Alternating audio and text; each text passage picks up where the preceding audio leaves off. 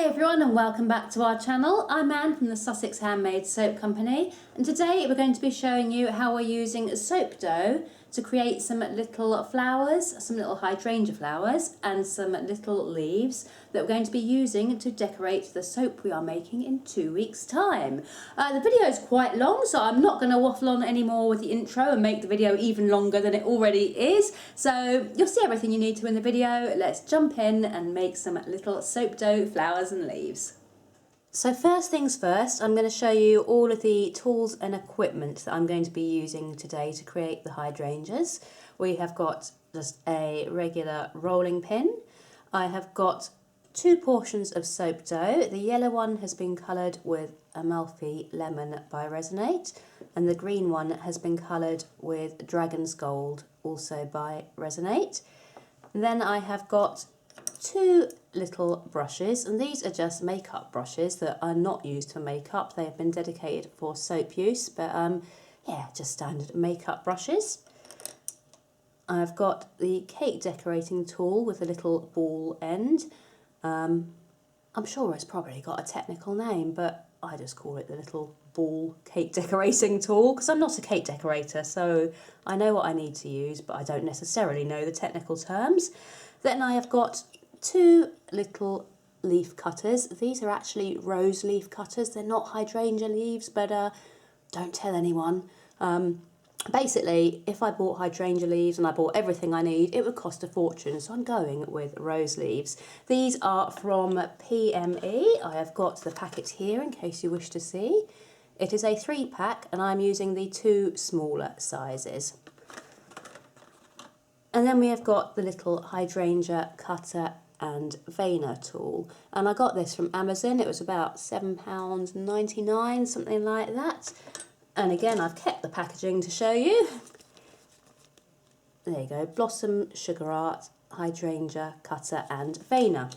And then we are just using some kaolin clay just to dust the board to try and prevent the soap dough from sticking. And to be honest, that's the hardest part of making these, is the soap dough does tend to stick. But I am doing all I can to stop it from sticking because it is a right pain when it does stick. And so that is everything that we are using to create our little hydrangea flowers and our hydrangea/rose leaves to decorate the top of our soap. So I'm going to begin by making the leaves. So I'm going to be using the green coloured ball of soap dough, and I'm going to start by just lightly dusting my work surface with some of the kaolin clay to hopefully stop that green soap dough from sticking to my board. And I'm also going to dust my rolling pin with it as well to try and stop it from sticking to the rolling pin. And now what I'm going to do is just roll out this soap dough to approximately 2 millimeters in thickness. It may be a little bit thicker if it starts to stick, but I'm aiming for approximately 2 millimeters. So now I'm at a thickness that I am fairly happy with. I'm going to take our little leaf cutters and I'm going to begin by using the larger one, and all I'm going to do is stamp out some little leaves. So pressing down, pressing the little, this bit here, what do you call this bit here? The plunger, pressing the plunger down, removing it, and then plunging it out. And there we have got 1 leaf, which I'm going to pop to the side, and then I'm going to plunge out another sort of another 15 of these, whoops, because I want 16 in total. I may not use all 16 in my actual finished soap, but I always prefer having too many rather than too few, because there is nothing worse than making a soap and realising halfway through that you haven't quite got enough of everything you need. There you go, that one's stuck just a little bit, but as you can see, it is fine. So let's speed up and get these 16 cut.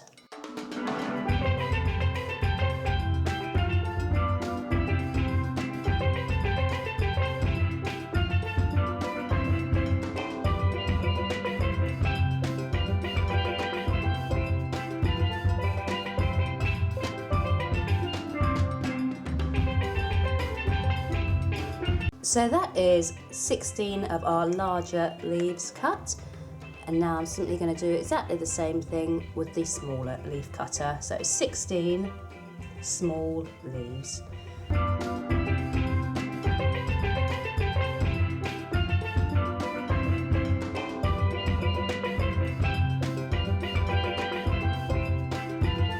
So I have just gently brushed some of the excess clay away from the board, because during this next step I don't really want the leaves to end up getting too much of the white clay on them. So what I'm going to do, as you can see, the leaves are fairly pretty at the moment, but we're going to try and make them prettier. So what we're going to do, take a leaf, we're turning it upside down, then we are using our little ball tool here. And what I'm going to do now is just use the ball tool on the edges of the leaf just to flatten them out a little bit. Just trying to make the edges of those leaves a little bit more realistic. And I'm certainly not a cake artist or anything when it comes to doing this, so if you are, you'll probably look at what I'm doing and think it's ridiculous and that I'm doing it all wrong. But this kind of works for me and for what I want.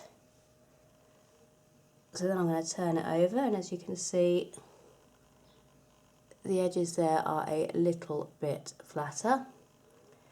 And now I'm going to take the other end of the cake decorating tool, and I'm just going to gently curve the edge of the leaf over in a couple of different positions, just to give it a little bit of movement and a little bit of interest.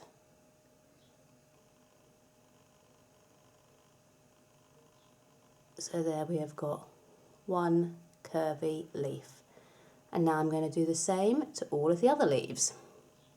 So as you can see to my side just here, I have now shaped all of the big and small leaves. So we're going to move on to the next step. So the next step is going to be taking our leaves and just making them look a little bit prettier. So what we are going to do is take our Dragon's Gold mica powder, and we are going to take our little brush, and we're just going to add in some colour. So I'm going to start by just taking a very small amount of the mica on the end of the brush, and I'm tapping it into the lid just to get the excess off, because I really don't want too much. And I'm going to begin by just following that line in the centre, that central leaf vein line. Just running some green down the centre, like so. Then I'm going to pick up a little bit more of the mica, and being very gentle, I'm going to brush it onto the edges of the leaf.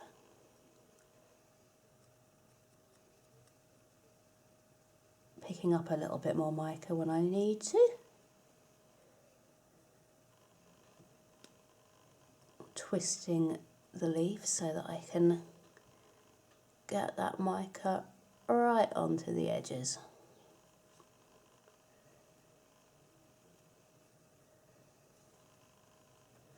And I think this just helps to add that kind of more detail, more 3D, makes it look a little bit more natural, a little bit more lifelike.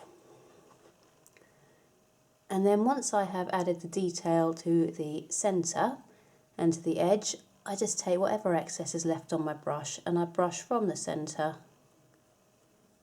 just out towards the edge. And this adds just a very light coating of the mica. It tends to get picked up in the veining marks there, which I think is nice. It adds that slightly darker colour to the veining of the leaf. So again, turning it round. Doing the same on the other side, just pulling that mica from the centre out towards the edge.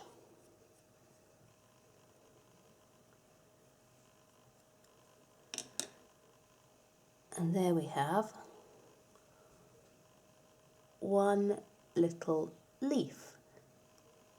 So here we have a tray full of completed leaves. So now we're going to move on to actually making the hydrangea flowers. And as before, I'm just going to roll this out to approximately 2 mils in thickness. Now that I'm all rolled out, I'm going to take our little hydrangea cutter and I'm just going to stamp out the hydrangea flowers. And I'm going to go for 24 hydrangea flowers. My loaf mould cuts 16 bars of soap and I want at least 1 hydrangea per bar, but I think some of them may have 1.5 just to kind of add a nice kind of fullness to the design. So I'm going to go with 24 just to make sure that I have got enough. The next thing that we need to do is bring in our little hydrangea veiner tool, and also I'm going to need some white soap dough. The one thing I forgot to mention in our intro, we are using a tiny bit of white soap dough for the centre of each flower. What I'm going to do is just pinch off a very, very small amount and ball it into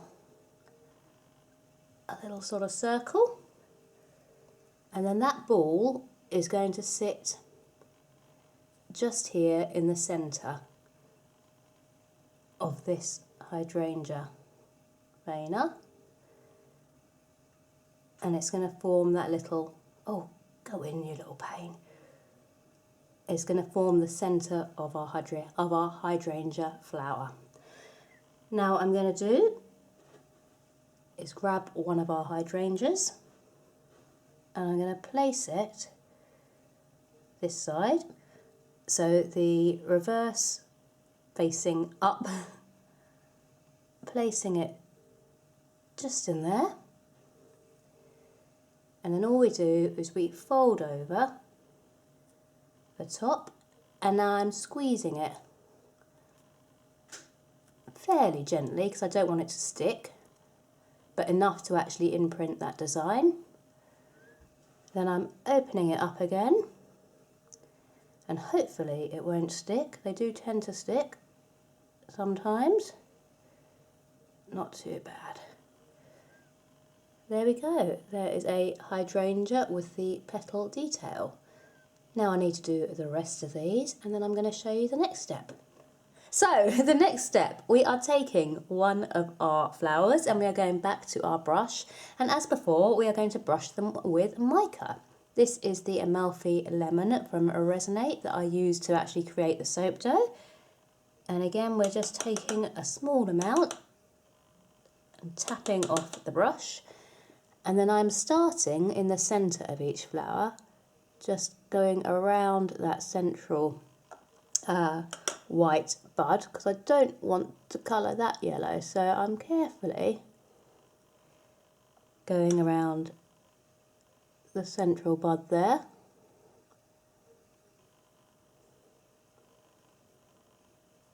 Like so.